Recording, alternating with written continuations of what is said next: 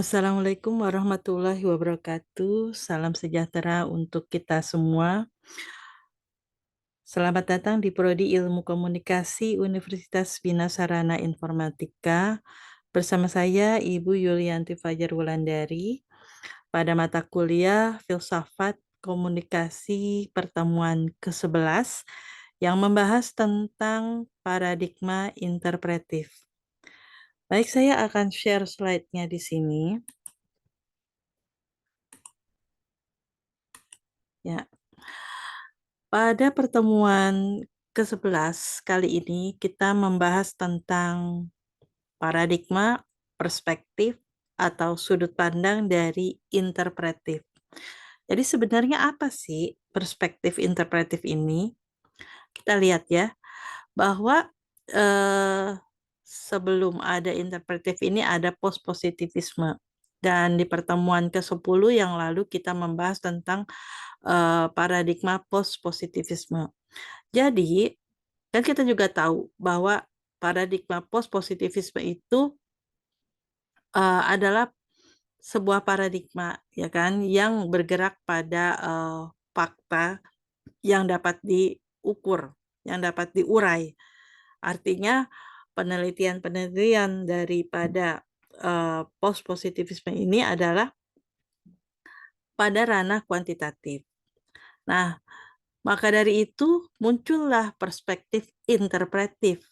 Nah, perspektif interpretif ini eh, didasarkan pada ketidakpuasan dengan teori post-positivis itu. Kenapa? Karena perspektif post-positivisme itu terlalu umum, terlalu mekanis, dan tidak mampu menangkap keruwetan atau kompleksitas atau eh, nuansa dari eh, manusia dengan interaksinya, dengan lingkungannya, dengan segala fenomena sosialnya, gitu ya. Nah, disinilah perspektif interpretif ini berusaha untuk mencari sebuah pemahaman bagaimana kita bisa membentuk dunia pemaknaan melalui interaksi. Jadi, kuncinya adalah interaksi. Dan bagaimana kita berperilaku terhadap dunia yang kita bentuk itu. Jadi, intinya seperti itu. Kuncinya adalah interaksi. Nah, pada pandangan pada perspektif interpretif ini ada beberapa eh, pemikiran dasar ya yang menjadi pembentuk daripada perspektif interpretif ini. Yaitu yang pertama ada hermeneutika, kemudian ada fenomenologi dan ada interaksionalisme simbolik. Apa aja sih itu? Kita akan bedah satu persatu ya. Namun pada dasarnya ketiga pandangan ini menjadi metode penelitian pada ranah ilmu sosial yang khas. Artinya gini, mereka ini memberikan peran subjek dalam menentukan fakta sosial, juga untuk memperlakukan manusia tidak hanya sebagai benda, gitu ya, tapi lebih dari itu. Kan sebelum-sebelumnya kita belajar di awal-awal itu bahwa manusia itu adalah makhluk yang kompleks ya, makhluk yang sangat unik, yang sangat apa ya unpredictable juga gitu ya. Nah, disinilah perspektif interpretif ini berusaha untuk memahami bahwa ya manusia itu dinamis seperti itu gitu ya. Baik, sekarang kita akan bahas yang pertama tentang fenomenologi. Fenomenologi ini pencetusnya adalah Husserl. Jadi Husserl ini menyatakan bahwa dunia kehidupan adalah unsur sehari-hari yang kita libatkan dan kita hadapi sebelum kita meneorikan atau merefleksikan secara filosofis. Artinya begini, pada saat ya kayak para filsuf itu, pada saat mereka membuat sebuah wisdom atau teori gitu ya, mereka kan berangkat dari pengamatan mereka sehari-hari. Jadi kenapa apa namanya bumi ini berputar? Kenapa buah jatuh dari pohon, kenapa air dan minyak tidak bisa menyatu, kenapa benda yang bertemu ya, benda A bertemu benda B terjadi tumbukan. Itu semua adalah hal-hal yang kita alami sehari-hari, kita lihat gitu ya, dan kita berusaha mencari tahu. Jadi pertanyaan-pertanyaan itu sebelum kita meneorikan, kita itu berusaha untuk memahami gitu hal-hal tersebut. Ini adalah yang disebut dengan fenomenologi. Nah, kita lanjut lagi. Fenomenologi ini ada dua garis besar. Jadi sebenarnya ada dua bahasan untuk fenomenologi ya. Ada yang bersifat transendental dan ada juga yang bersifat sosial. Kalau di sini kita melihat keduanya sebenarnya memiliki kesamaan sudut pandang dalam ranah studi komunikasi. Kalau yang pertama itu pengetahuan tidak dapat ditemukan dalam pengalaman eksternal, tetapi dalam diri kesadaran individu. Ya, jadi pada baik fenomenologi transendental maupun fenomenologi sosial, eh, pada sudut pandang mereka di bidang ilmu komunikasi ini, mereka apa namanya, memaparkan bahwa pengetahuan itu kita dapat gitu, tidak dalam pengalaman eksternal aja, tapi dalam diri kita sendiri.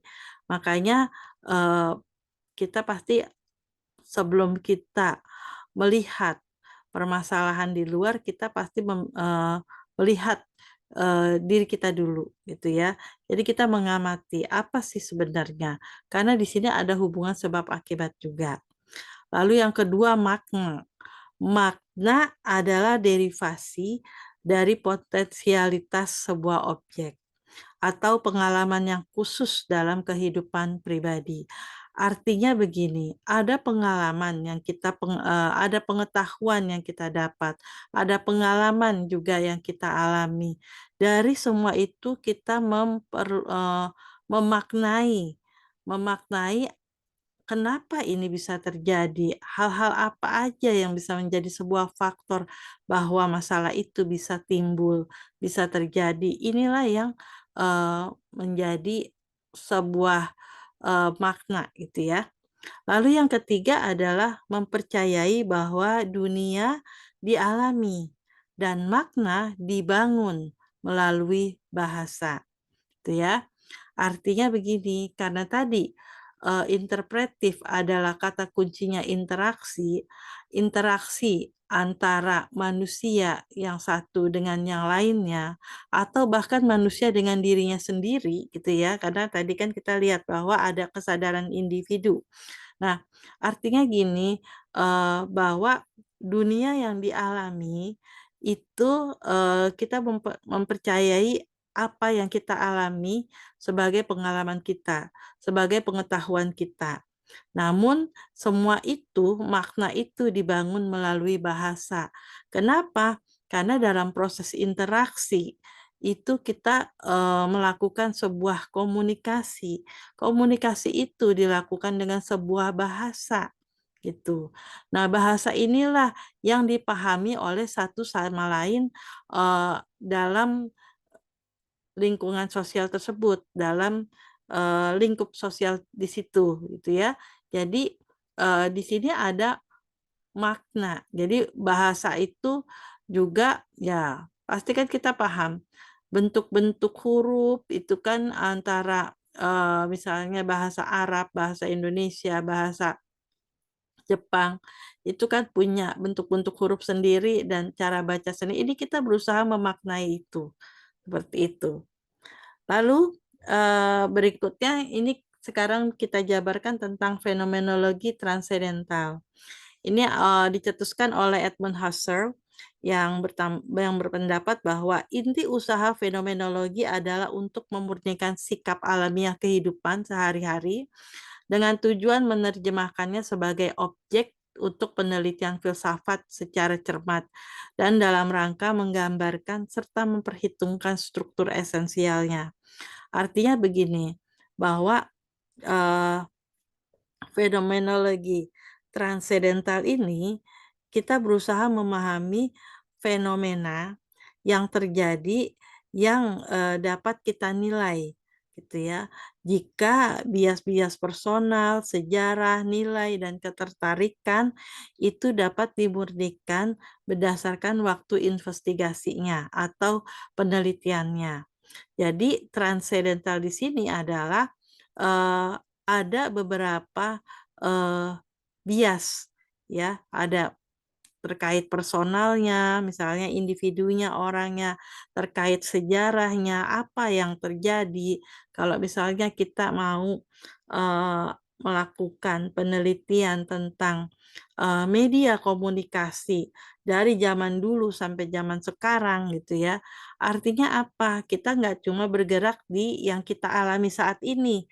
Misalnya di sini sekarang kita ada handphone, ada internet, gitu ya, ada aplikasi, ada grup komunitas gitu misalnya. Tapi sebelum itu ada bentuk komunikasi yang lain. Nah, inilah yang disebut bias-bias sejarah tadi. Jadi sebelum kita bicara apa yang kita lakukan sekarang ini, yang kita alami sekarang ini, orang zaman dulu udah juga berkomunikasi. Tapi caranya gimana? Ya caranya mereka dulu menggunakan lukisan di goa-goa. Ya, goa-goa purba itu mereka membuat lukisan tangan yang simple, kemudian eh, apa? Mereka juga membuat gambar binatang apa dengan eh, menggunakannya tangannya gitu ya. Jadi kemudian bergerak lagi dengan mereka berusaha membuat buku atau tablet ya, tablet dari tanah liat gitu. Kemudian mereka berusaha menulis, membuat prasasti, menunjukkan bahwa mereka ada di sini. Dulu kita ada di sini. Nah, ini kita buat prasasti di sini. Seperti itu. Dan dulu negara kita, dulu kerajaan kita ini sangat besar dan rajanya adil misalnya kayak gitu ya. Nah, itu untuk menginformasikan kepada penduduk yang akan datang. Dan disinilah kita tahu bahwa fenomenologi transendental ini berusaha untuk memahami nilai-nilai dari sisi bias personalnya, sejarahnya, eh, apa ya, nilai-nilai yang berlaku di masyarakat itu, bahkan ketertarikan mereka, gitu ya. Ini bisa dilihat dari eh, penelitiannya. Kemudian kalau di sini kita lihat menurut Schultz gitu ya, keseharian dunia ini dapat dipahami dalam term atau bentuk yang kita sebut pelambangan ya, lambang yang kita gunakan untuk mengorganisasikan dunia sosial. Kenapa lambang? Kenapa penipaian atau kenapa pelambangan ini? Karena ini adalah konstruk interpretasi yang berubah-ubah berdasarkan latar belakang kehidupan seseorang, kelompok, ataupun konteks sosial tertentu. Misalnya, penipuan untuk perilaku, misalnya berkencan. Ya, ini kalau di contoh ini kan dibilangkan bahwa eh, orang individu gitu ya, individu eh, dari latar belakang sosial yang berbeda, pasti cara berkencannya juga berbeda. Misalnya kalau di suku apa namanya Jawa misalnya harus izin dengan orang tuanya atau harus di rumah gitu ya. Bagaimana juga di Betawi juga kayak begitu atau maksudnya gini, di Asia sama Barat modelnya beda. Orang-orang Asia itu sangat eh, menghormati orang tua. Jadi mereka pasti kalau misalnya mau ngajak pacarnya keluar rumah pun pasti kan harus izin sama bapak ibunya dan dikembalikan lagi ke rumahnya. Tapi kalau orang-orang asing, orang-orang barat pasti punya cara berkencan sendiri yang berbeda karena mereka lebih pada individualistis ya. Jadi kan kalau misalnya di negara barat itu biasanya anak-anak yang berumur 16, 17 tahun ke atas mereka udah langsung memikirkan untuk hidup terpisah dengan orang tuanya. Seperti itu, karena mereka merasa udah menjadi pribadi yang dewasa, mandiri, yang tidak mau diatur oleh aturan keluarga, dan ini yang berbeda. Makanya disinilah yang namanya fenomenologi transendental ini kadang selain makna ada lambang-lambang juga yang kita pakai. Ada penipian atau penipian itu seperti stereotype juga ya, seperti itu. Nah, kemudian, kalau fenomenologi transendental dan fenomenologi sosial ini, keduanya memang memfokuskan pada pentingnya kehidupan sehari-hari sebagai objek studi, gitu. Lalu, kita lihat yang berikutnya adalah hermeneutika. Hermeneutika ini adalah cabang filsafat yang menguji teori tentang pemahaman dan penafsiran.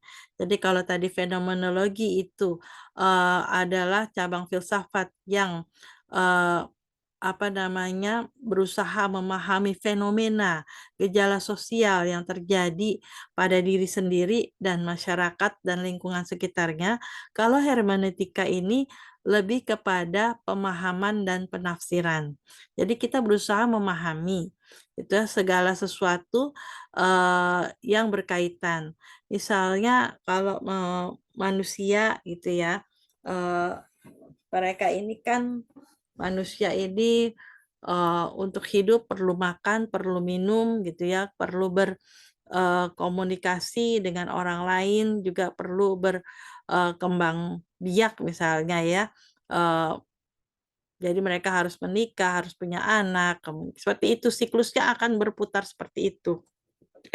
Kemudian jadi hermeneutika ini berasal dari bahasa Yunani. Artinya adalah kepandaian untuk menerangkan, menafsirkan sesuatu yang kita pahami. Dan hermeneutika ini sangat dipengaruhi dari sisi konteks sejarah. Kenapa banyak penelitian-penelitian yang melakukan konsep hermeneutika ini biasanya di ranah bidang ilmu sosial, sejarah gitu ya.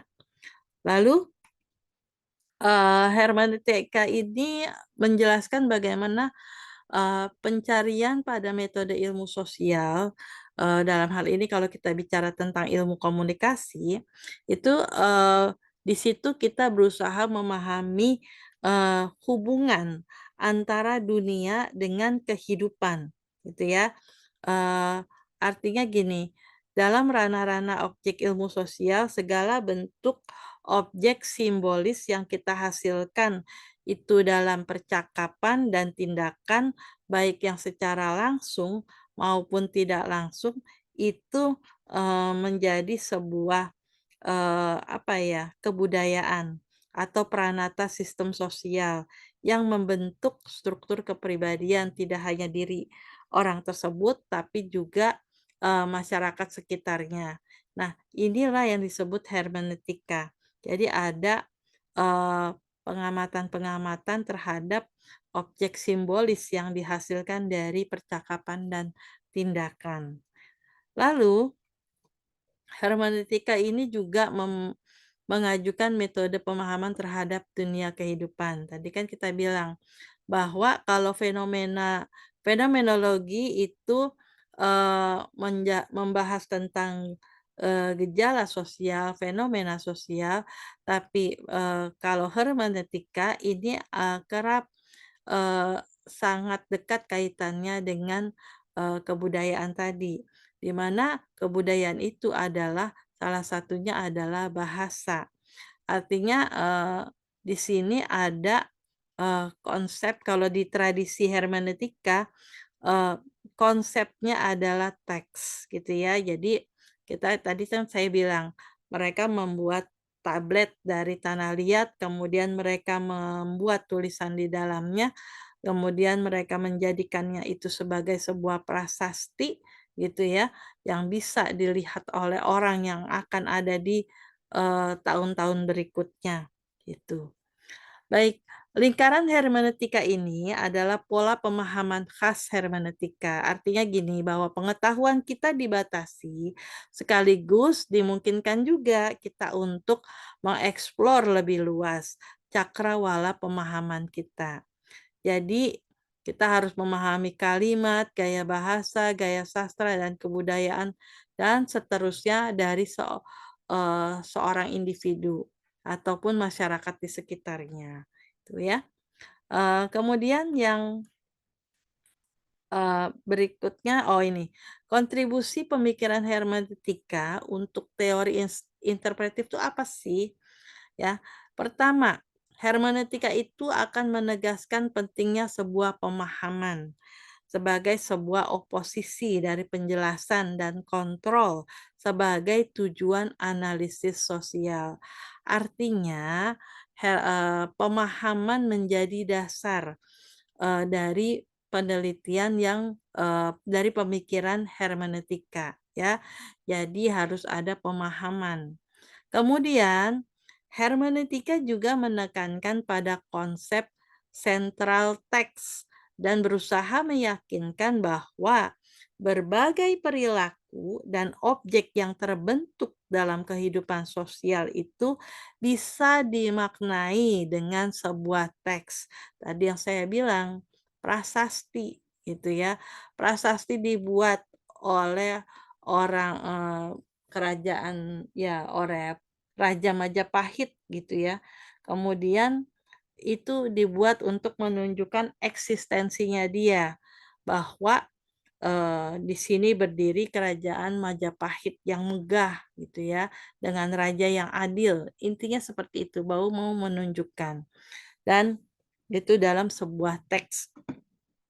Lalu hermeneutika ini juga menunjukkan pentingnya teks-teks dalam dunia sosial tadi dan metode analisis yang menunjukkan hubungan pengaruh antara teks, pengarang, konteks, dan kalangan teoritis. Artinya di sinilah teks-teks itu pada penelitian di dunia sosial ini maka dianalisis gitu ya untuk melihat hubungannya.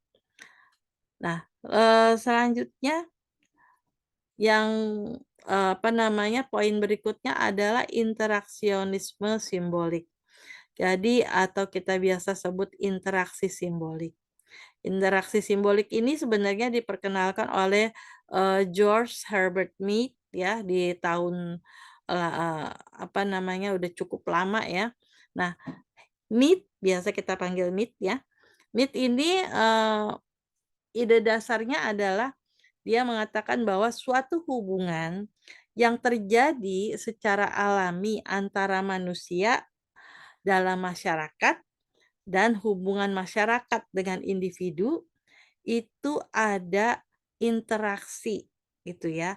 Jadi ada interaksi yang terjadi antar individu di mana interaksi itu berkembang melalui simbol-simbol yang mereka ciptakan. Nah, interaksi simbolik juga berkaitan dengan gerak tubuh. Misalnya kayak suara, vokal, gerakan fisik, ekspresi tubuh. Inilah disebut sebagai simbol juga. Jadi makanya kita dalam ilmu komunikasi kita belajar ada pesan-pesan verbal, ada pesan-pesan non verbal. Dan keduanya ini eh, hadir dalam interaksi simbolik. Kenapa? Interaksi simbolik itu adalah menekankan pada hubungan manusia dengan masyarakat sekitarnya ataupun ataupun masyarakat dengan individu itu. Ya ada interaksi.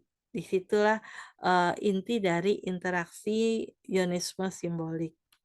Nah, jadi pada awalnya interaksi simbolik ini gitu ya, lebih, menekankan pada interpersonal, bukan pada keseluruhan kelompok atau masyarakat gitu ya, tapi, lebih kepada, eee, apa, simbol-simbol yang dilemparkan oleh satu sama lain.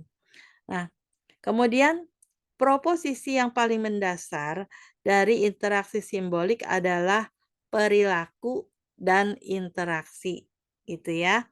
Perilaku dan interaksi ini dapat dibedakan karena ditampilkan melalui simbol dan makna. Jadi, kita harus mencari makna di balik eh, interaksi simbol-simbol yang dimunculkan oleh para pelaku komunikasi ini. Lalu berikutnya ada 6 proposisi yang dipakai dalam konsep interaksi simbolik. Yaitu yang pertama, perilaku manusia itu mempunyai makna di balik yang menggejala. Lalu kedua, pemaknaan kemanusiaan perlu dicari sumber pada interaksi sosial manusia. Dan yang ketiga, masyarakat manusia itu merupakan proses yang berkembang holistik, tidak terpisahkan, tidak linier, dan tidak terduga. Ya kan, manusia itu makhluk yang sangat tidak terduga. Lalu ada perilaku manusia itu berlaku berdasarkan penafsiran fenomenologi. Artinya gini, yang berlangsung atas maksud, pemaknaan, dan tujuan, bukan didasarkan pada proses mekanik ataupun otomatik, gitu ya. Jadi ini lebih pada yang fleksibel gitu ya. Kemudian konsep mental manusia itu berkembang dialektik. Dan perilaku manusia itu wajar dan konstruktif reaktif. Ini adalah 6 proposisi dari konsep interaksi simbolik. Nah, eee, kalau menurut Blumer, itu salah satu tokoh interaksi simbolik juga ya, ada, 3 pokok pikiran interaksi simbolik. Yang pertama adalah manusia bertindak terhadap sesuatu atas dasar makna. Lalu yang kedua, makna itu berasal dari interaksi sosial seseorang dengan sesamanya. Lalu yang ketiga, makna itu diperlakukan atau diubah melalui suatu proses penafsiran yang digunakan orang dalam menghadapi sesuatu yang dijumpainya. Contohnya kayak begini nih, ya. Jadi manusia itu kan bertindak atas dasar makna, gitu ya. Jadi misalnya ada teman kalian lagi nangis, gitu ya, nangis, kemudian kamu sebagai temannya bertindak nih, mendekatinya karena melihat dia, eee, bercucuran air mata, wow, kamu pasti memaknai bahwa, dia sedang bersedih, gitu ya. Nah, dari, makna kesedihan itu, eee kemudian kamu yang ngelihat bereaksi, gitu. Bereaksi dalam, di sinilah interaksi sosial. Kamu berusaha untuk, memahami masalahnya, kemudian kamu berusaha menghibur teman kamu itu agar, menjadi, tidak sedih lagi. Di sinilah misalnya kamu menepuk pundaknya, gitu ya. Menepuk pundak ini menjadi sebuah simbol juga. Gitu ya, menjadi sebuah simbol. Kalau kalian perhatiin di film-film gitu ya, apalagi di drama Korea itu ya, kalau orang sedih pundaknya dipuk puk puk gitu. Nah, itu sebenarnya adalah simbol gitu ya, simbol untuk menenangkan orang gitu. Seperti kayak kita marah misalnya kita mengangkat alis atau mata melotot, itu adalah simbol kita mau menunjukkan ke orang lain bahwa kita marah. Gitu ya, seperti itu. Kemudian itu, makna yang, dihasilkan dari interaksi sosial. Jadi maknanya itu dari simbol-simbol yang saling dilemparkan antara orang, lain dengan lingkungannya ataupun orang lain dengan sesamanya. Nah, kemudian makna itu yang ditafsirkan oleh, orang lain gitu ya. Jadi di sinilah ada interaksi antara si, komunikator dengan komunikan. Komunikator misalnya eee, sedang bersedih tadi, kemudian komunikannya, eee, melihat, kemudian dia memaknai kesedihan, memaknai air matanya itu dengan kesedihan, tanpa berbicara dia menepuk-tepuk pundaknya, memberikan, eee, apa ya, semacam, ketenangan, kayak gitu, ya. Lalu lanjut lagi nih, di sini menurut Karp dan Yole bahwa faktor-faktor yang mempengaruhi sebuah interaksi adalah yang pertama, ciri yang dibawa sejak lahir, yaitu ada jenis kelamin, usia, dan ras. Lalu yang kedua, penampilan. Lalu yang ketiga, bentuk tubuh yang dipengaruhi oleh pakaian. Dan yang keempat adalah apa yang diucapkan oleh pelaku. Jadi sebenarnya pada saat manusia berinteraksi, ada 4 hal yang mempengaruhi, gitu ya. Yang pertama, misalnya tadi, ciri yang dibawa sejak lahir. Jadi kecenderungannya, eee, laki-laki ya senang berbicara dengan perempuan gitu ya, dengan jenis kelamin yang berbeda. Atau misalnya kalau laki-laki yang tua biasanya lebih senang dengan, eee, wanita-wanita yang lebih muda misalnya, itu ya dari segi usia. Atau misalnya ada juga orang-orang asing, orang-orang barat yang menyukai perempuan-perempuan yang berkulit eksotik misalnya dari sisi ras. Nah itu jadi, ada ketertarikan, ada faktor-faktor yang mempengaruhi kenapa orang juga pengen berinteraksi dengan orang lain. Yang pertama karena ada faktor ketertarikan dari ciri yang dibawa sejak lahir itu, yaitu jenis kelamin, usia, dan ras. Kemudian yang kedua adalah penampilan. Jadi setelah ngelihat fisik biasanya orang itu akan ngelihat penampilannya. Misalnya, ya kayak kalau kita, kalau sekarang kan anak-anak sekarang banyak yang menggunakan aplikasi kencan ya. Jadi kan, eee, janjian di aplikasi itu, kemudian saat bertemu gitu kan kalian pasti ngelihat secara fisik, oh orangnya tinggi, oh masih muda, oh dia apa namanya, ternyata laki-laki gitu ya, padahal namanya mungkin dia pakai nama perempuan kayak gitu.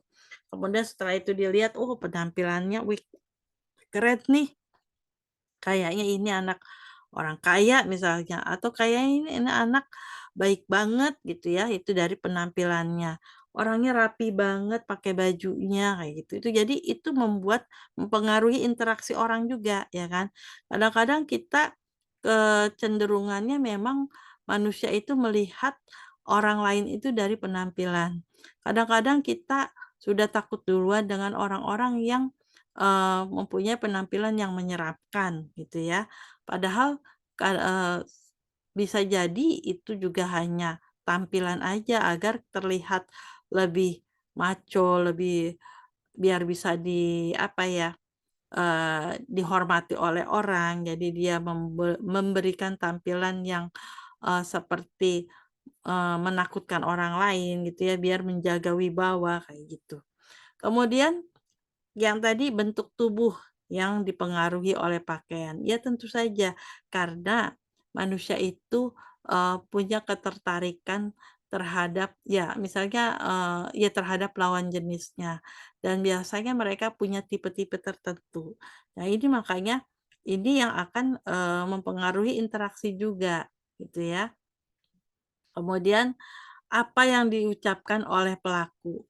Nah, jadi, eee masing-masing dari kita pada saat kita berkomunikasi, pada saat kita berinteraksi, kita berbicara tapi di pikiran kita itu kita, memikirkan orang tersebut gitu ya.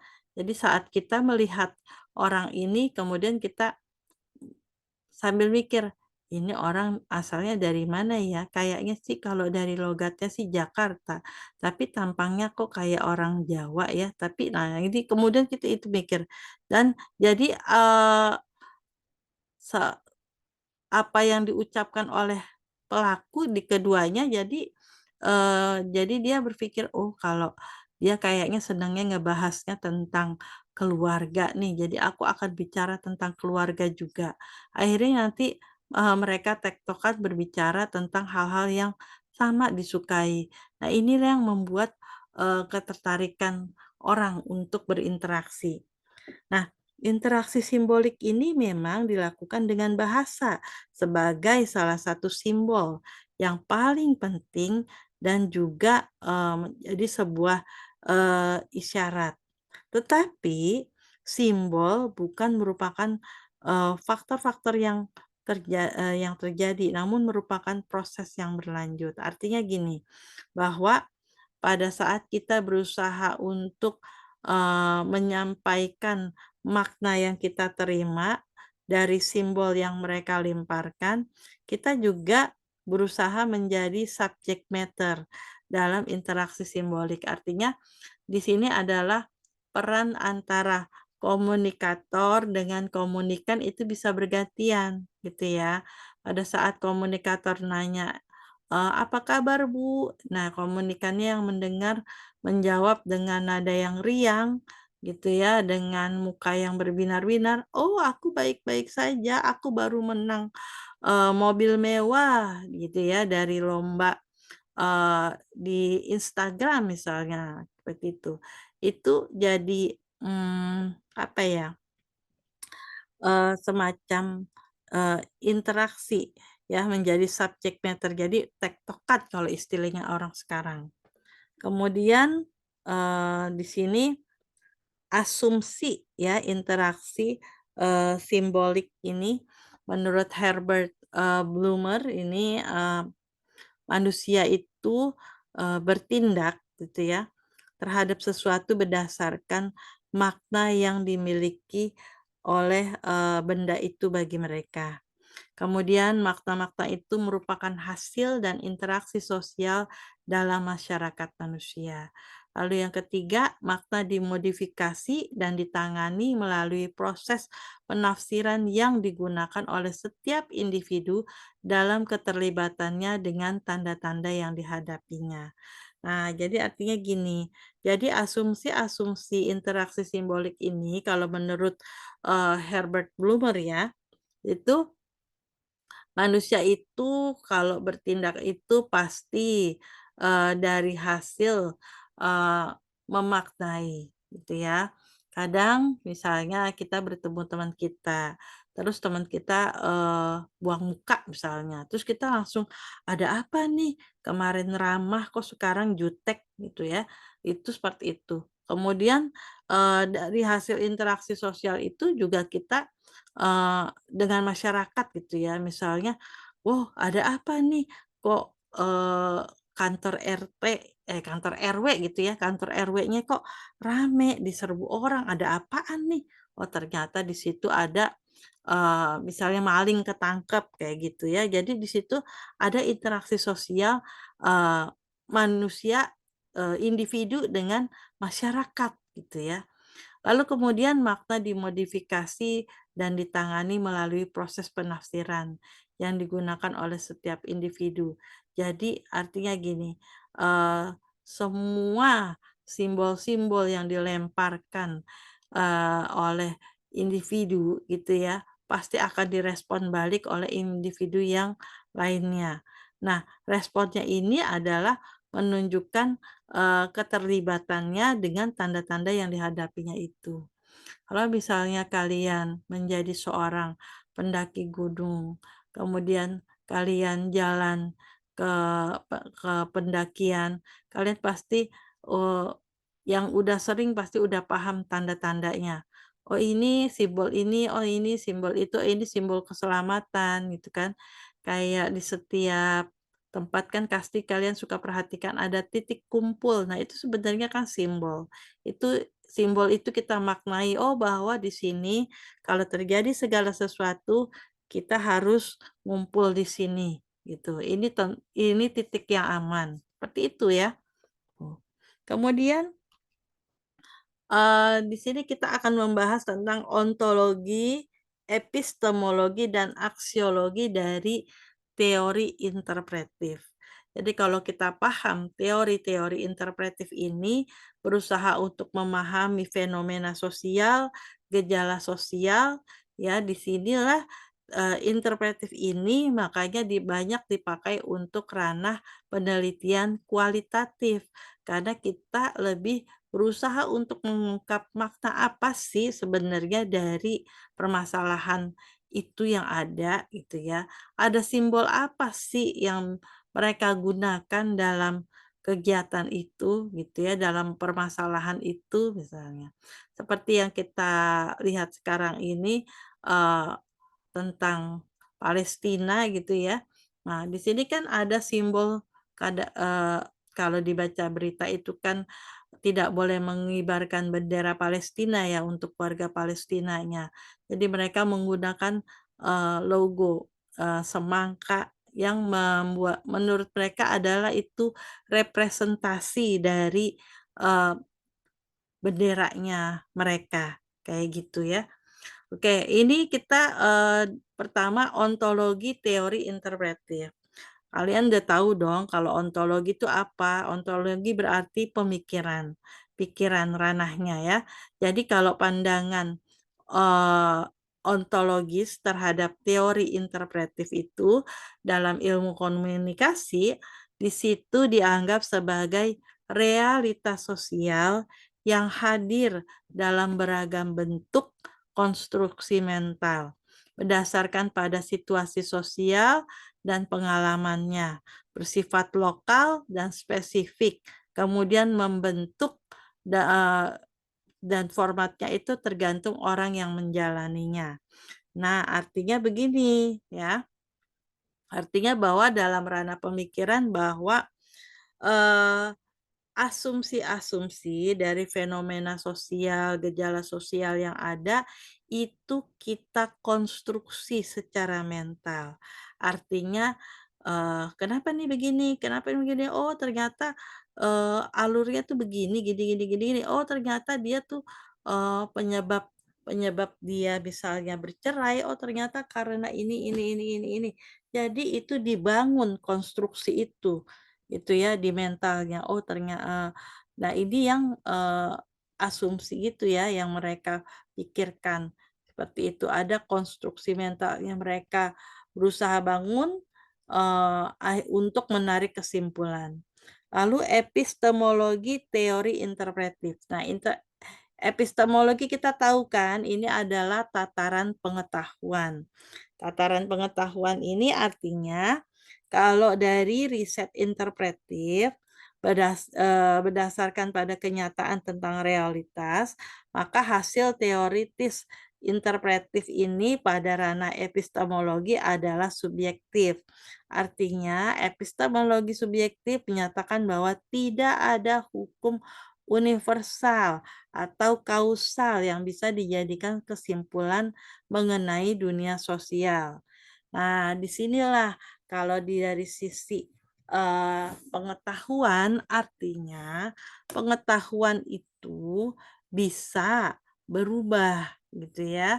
Kalau tadi positivisme itu kan dia ibaratnya saklek gitu ya, kalau di sini enggak. Di epistemologi interpretif ini dia lebih pada dinamis, bahwa, eee, ada hubungan sebab akibat, jadi ada banyak hal yang mempengaruhi. Lalu yang berikutnya ini adalah aksiologi. Aksiologi pada teori interpretif, aksiologi kan kita tahu ini adalah ranah perilaku. Jadi kalau tadi ontologi adalah pikiran, kemudian epistemologi adalah pengetahuan, maka aksiologi adalah pada perilaku. Nah, pada tataran ini, dalam aksiologi itu dinyatakan bahwa para pakar interpretif harus mencoba memperkecil pengaruh nilai-nilai dalam proses penelitian. Pendekatan mengenai peran nilai dalam pengembangan teori, eee teori ini adalah harus ditangguhkan dahulu demi kajian yang lebih objektif. Artinya pada ranah perilaku gitu ya, ini para pakar interpretif juga masih mencoba beragam hal gitu ya, yang mempengaruhi nilai-nilai dalam proses penelitiannya, tuh. Nah, kemudian, selanjutnya ini adalah fokus penelitian grounded theory. Grounded theory ini adalah, sebuah teori yang bersifat tentatif ya. Tentatif artinya ya tidak pasti juga sih, ya. Jadi, tentatif ini kalau di sini, diartikan bahwa penempatan fokus yang sudah disusun dalam proposal penelitian melalui telaah pustaka dan penelusuran hasil-hasil penelitian. Nah, peneliti terlebih dahulu mengalami perubahan ketika peneliti masuk ke dalam lapangan dan mendalami fenomena sosial yang diteliti. Jadi kalau pada grounded theory itu, yaitu ada penelitian yang bersifatnya fokusnya itu pada, eee, telaah yaitu ya, telaah pustaka dan penelusurannya. Di sini, kalau penerapannya untuk grounded theory ini adalah kita jika ingin memahami atau mengetahui apa yang sedang dikerjakan oleh subjek penelitian, maka peneliti harus turun tangan ke lapangan. Dengan demikian, peneliti akan melihat langsung suatu proses kehidupan yang serba kompleks secara akurat. Ini contohnya adalah misalnya, eee, kalau jadi kan pada saat kita penelitian, itu kita harus terjun ke masyarakat dan kita juga, kan pasti pada saat kita melakukan penelitian kualitatif, terkadang kita itu, eee, apa namanya, mewawancarai narasumber, gitu ya. Nah, pada saat mewawancarai narasumber ini, disinilah kita bisa, tahu, bahwa kita sebagai peneliti terlibat langsung pada penelitian tersebut. Sedangkan pada penelitian-penelitian yang bersifat kuantitatif seperti positivisme atau positivisme, itu bersifat kuantitatif. Nah, di situ artinya, apa namanya, ada kuesioner yang disebar dan disinilah letak, terpisahnya peneliti dengan, eee, objek yang diteliti ya atau subjek penelitian. Tapi kalau pada, di kualitatif, khususnya pada grounded theory ini, disinilah peneliti bisa melihat langsung bahwa, eee masyarakat itu gitu ya, ini, bisa, eee eee, fenomena sosial itu lebih dinamis. Lalu selanjutnya ini yang berikutnya ini adalah ini terakhir ya.